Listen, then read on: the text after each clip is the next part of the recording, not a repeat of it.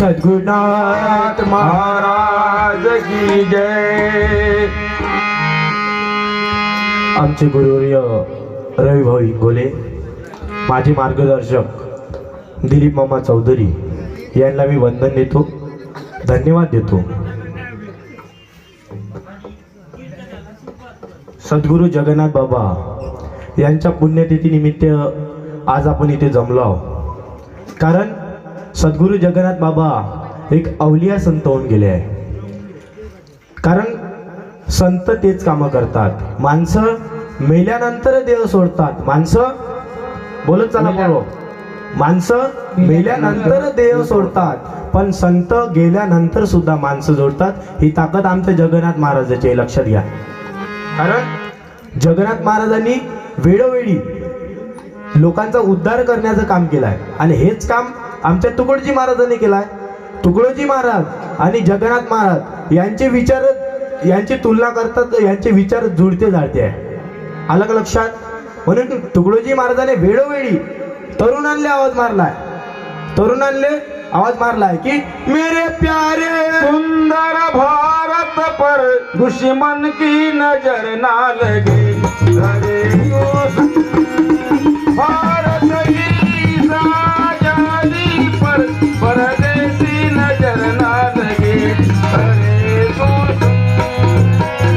मुश्किल से पाया है स्वराज.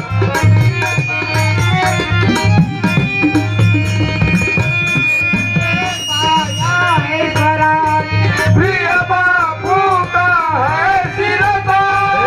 कई वीरों ने कुर्बानी कर नया जमाना लाए.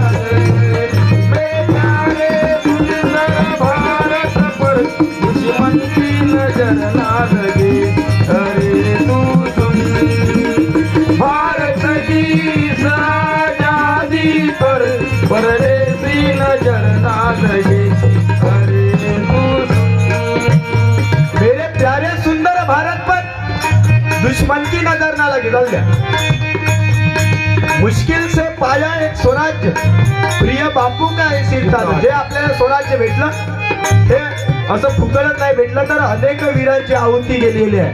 अनेक वीरांचे प्राण आपल्या देशासाठी गेले आहे. राष्ट्रीय प्रबोधन का, राष्ट्रासाठी आम्ही जीवनाने बोलत असतो. म्हणून आमचं राष्ट्रीय प्रबोधन, राष्ट्रीय कीर्तन असं आमचं असते, लक्षात घ्या. म्हणून आता आम्हाला सुधारण्याची गरज आहे. मुश्किल से पाया है स्वराज्य, प्रिय बापू का है सिरताज. कई वीरों ने कुर्बानी कर सुखद के दिन बताया. ज्या वीराने कुर्बानी केली आहे त्याचे उपकार आपण कधी विसरायचे नाही. थांबू द्या. म्हणून हे कार्य आमच्या जगन्नाथ महाराजांनी केलं आहे. चला एक वेळा आवाज द्या बरं. बोलो वंदनीय राष्ट्रसंत तुकडोजी महाराज की जय. आता बायानं आवाज द्या तिकडं, बायानं बोलो जगन्नाथ महाराज की. कमी आहे,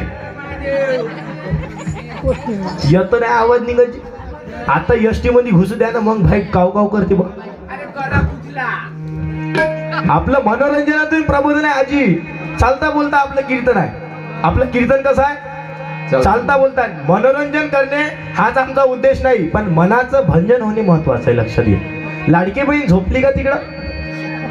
लाडकी बहीण आवाज नाही येत त्याची, कमी आहे तुमचा आवाज. आता सरकार हे तुमच्यावरच मोहताज आहे. सरकार एक एक योजना तुमच्यावरच राबवत आहे. लाडकी बहीण आली आता, एसटी प्रवास 50% एसटी प्रवास फुकट. ज्याचं वय 75% आहे त्या लोकांसाठी एसटी प्रवास पूर्ण फुकट. आणि ज्याचं वय 95% आहे त्या लोकांसाठी विमान प्रवास फुकट. त्याला वरसभर म्हणते, तू काही खाली याचं काम वरसभर म्हणते बुड्या. आता एक नवीन योजना येणार आहे, कारण नवीन वर्ष आहे 2025. आता नवीन योजना येणार आहे आजी, इकडे लक्ष दे. आता नवीन योजना कोणती येणार आहे? ज्याले दात नसेल त्याला मटण फुकट, आणि ज्याला केस नसेल त्याला कंगवे फुकट. असं योजना आता तर सरकार राबवते, लक्षात घ्या. कारण ज्याला योजनाची गरज आहे त्याला सरकार योजना देत नाही, आणि ज्याला योजनाची गरज नाही त्याला एकावर एक घर, दोन घर, अशी परिस्थिती समाजाची आहे. कारण आमच्या देशाचे कर्मचारी तसे आहेत की बाबू लोग वेतन पर मर रहे, और बाबा लोग तन पर मर रहे हैं, लक्षात घ्या. बाबू लोग वेतन पर मर रहे हैं और बाबा लोग तन पर मर रहे हैं, लेकिन यार कुछ तो कदर तो कर लो उन लोगों की जो रोज मेरे वतन के लिए मर रहे हैं. लक्षात घ्या. म्हणून या सैनिकाची कदर झाली पाहिजे, त्याच्यासाठी आजचं कीर्तन आहे. लक्षात घ्या. देशासाठी आम्ही नेहमी जिव्हाळ्यानं सांगत असतो, कारण आता या जगात संत उरले आबाजी. आता 2 संत उरले. कोणते?